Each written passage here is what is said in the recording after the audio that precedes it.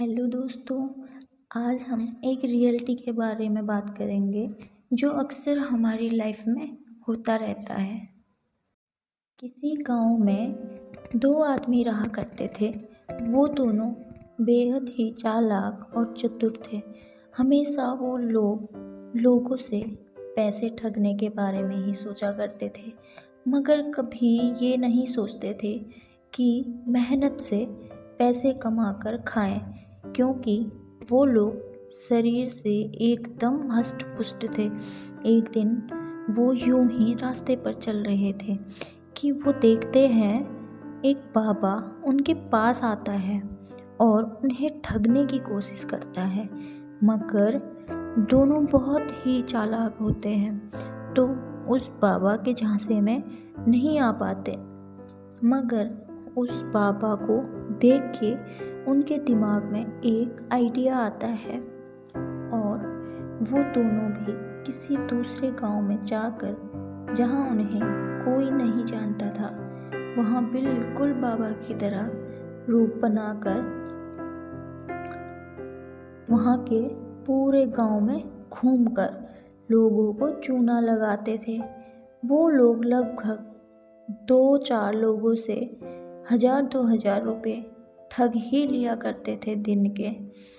अब वो इस गांव में बहुत खुश थे, क्योंकि इस पूरे गांव में सीधे साधे लोग ही रहते थे जो पूरे दिन मेहनत करके ही खाते थे। एक दिन उस गांव में किसी दूसरे गांव का एक आदमी आकर रह रहा होता है। वो आदमी उन दोनों नकली बाबाओं पर काफ़ी दिनों से नज़र रख रहा था। एक दिन वो आदमी जानबूझकर बेचारा और सीधा बनकर उन लोगों के सामने जाता है। दोनों नकली बाबा उस आदमी को देखकर खुश हो जाते हैं और मन ही मन सोचते हैं कि आज बिना कुछ किए ही पैसे अपने पास आएंगे। वो आदमी उनसे कहता है कि बाबा, मेरी ज़िंदगी में बहुत परेशानियां चल रही हैं, कुछ करके दीजिए। उनमें से एक बाबा बोलता है कि सब ठीक हो जाएगा बेटा, भगवान का नाम लो बस, और हमें पहले भोजन कराओ। वो आदमी उन्हें भोजन कराता है और उसके बाद वो बाबा दोबारा उससे कहता है कि तुम्हारे पास जितने भी पैसे हैं अपने हाथ में रख लो और भगवान का नाम लेके मुट्ठी बंद करो, ये पैसे दोगुने हो जाएंगे। वो आदमी ऐसा ही करने लगता है, लेकिन पैसे दोगुने नहीं होते। तभी बाबा उससे पैसे लेकर अपने हाथ की सफाई से पैसे गायब कर देता है और कहता है कि तुम्हारे हाथ से ये पैसे भगवान को अर्पित हो गए।